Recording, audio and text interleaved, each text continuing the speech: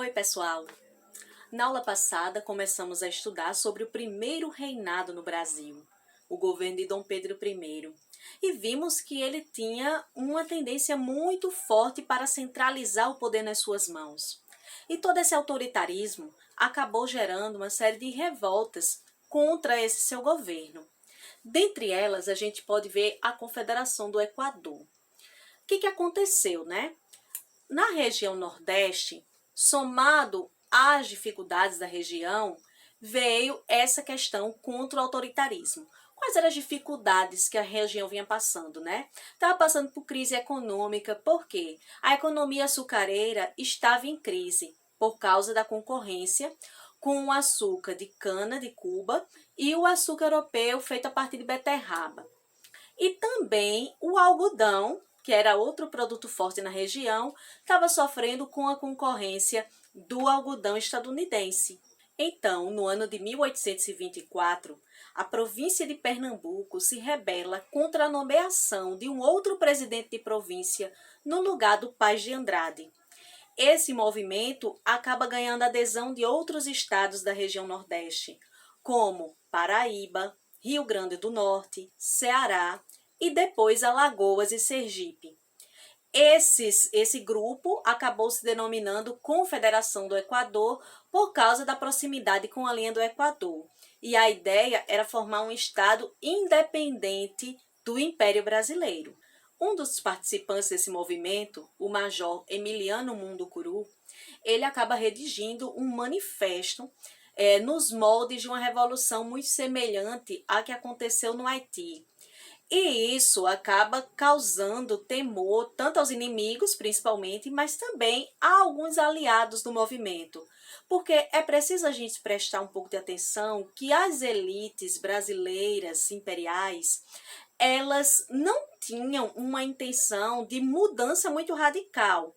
Elas queriam manter as estruturas que as privilegiassem. Então, qualquer ameaça que pudesse colocar em risco os seus privilégios, né, eles já olhavam torto, eles não queriam grandes alterações nas estruturas, tá? Queriam lucrar livremente. Então, se esse movimento passa a ameaçar, né, as estruturas das elites, eles vão deixar de apoiar esse movimento. O imperador, ele manda o Francisco Lima e Silva, que futuramente seria o Duque de Caxias, patrono do Exército Nacional, e o Lord Cochrane, liderando forças inglesas, para conter esse movimento, que acabou sendo rapidamente sufocado, né, porque tinha todas essas forças imperiais e ainda a elite local acabou se afastando do movimento, né, já temendo perder posições, e 16 das lideranças envolvidas nesse movimento foram presas e executadas. Até 1826, Dom Pedro I, ele governou praticamente sem parlamento. E isso acabou atraindo muito a crítica das elites, né, por causa justamente desse autoritarismo, dessa concentração de poder nas mãos dele. E mesmo com a eleição do parlamento em 1826, ele acaba se aproximando mais dos comerciantes portugueses e dos responsáveis também pela administração, que eram portugueses. E isso não pega muito bem, né? Porque havia sempre um temor pela anulação dessa independência que o Brasil tinha recém-conquistado. Até porque, lembrando que o príncipe era português, né? O imperador era português. E aí, os jornais acabam caindo em cima com várias críticas a esse autoritarismo e a essa grande aproximação mais com as elites portuguesas do que com as brasileiras. A esse desgaste da imagem também somou-se problemas econômicos, porque Dom Pedro I acabou se envolvendo numa série de conflitos, de guerras, que causou custos, né? Causou gastos às economias do Brasil e fez com que ele contraísse vários empréstimos, principalmente com a Inglaterra. Dentre esses conflitos, a gente pode citar a Guerra Cisplatina. O que foi isso, né?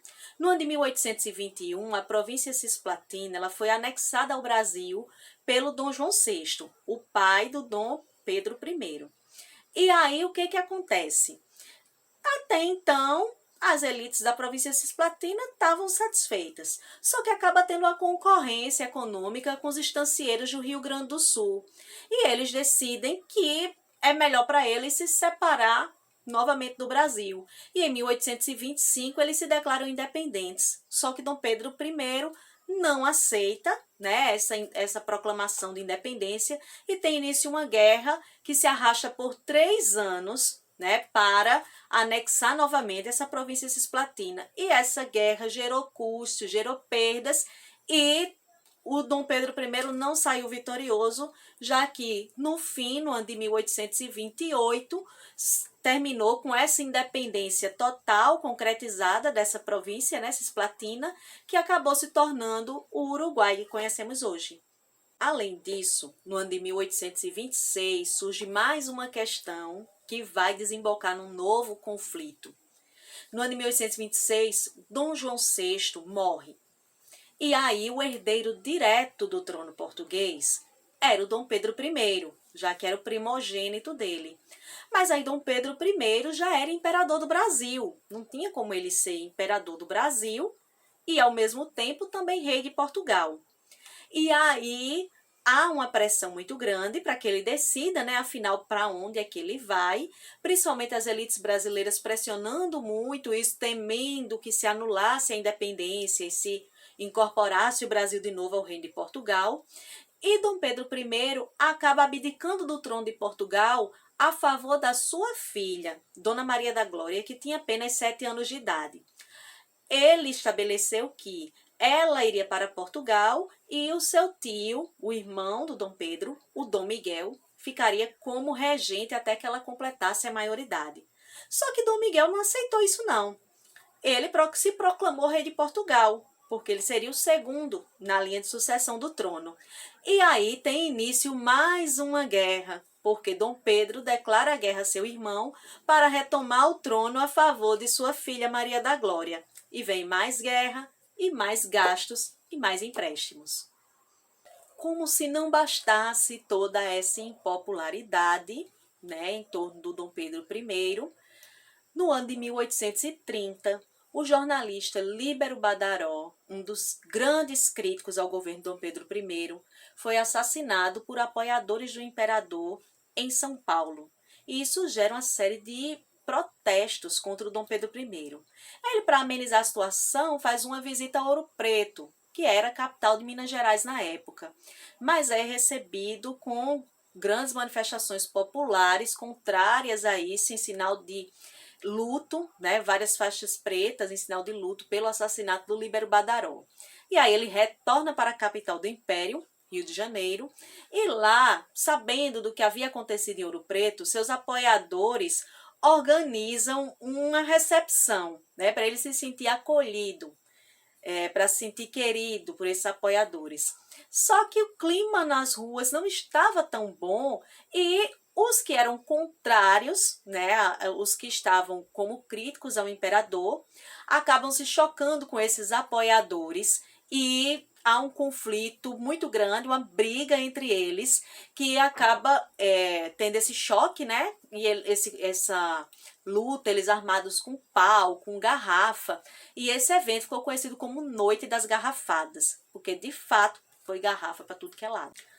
Para amenizar essa situação de crise, né, desse conflito entre os apoiadores portugueses e as elites brasileiras, o Dom Pedro ele nomeia um ministério composto só por brasileiros, Ministério dos Brasileiros.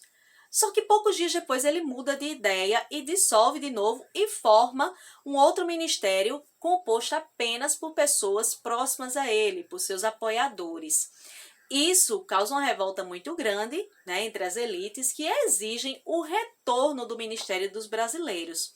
E aí, Dom Pedro I acaba abdicando do trono do Brasil e parte para Portugal para assumir como imperador de Portugal, como rei de Portugal, e abre mão do trono do Brasil para o seu filho, Pedro de Alcântara, que tinha apenas 5 anos. Como Pedro de Alcântara tinha apenas 5 anos, né, não poderia assumir o trono, se decidiu que o Brasil seria governado por um regente até que o príncipe atingisse a maioridade e pudesse ser coroado imperador. E assim tem início mais um período da história do Império Brasileiro, que é o período regencial.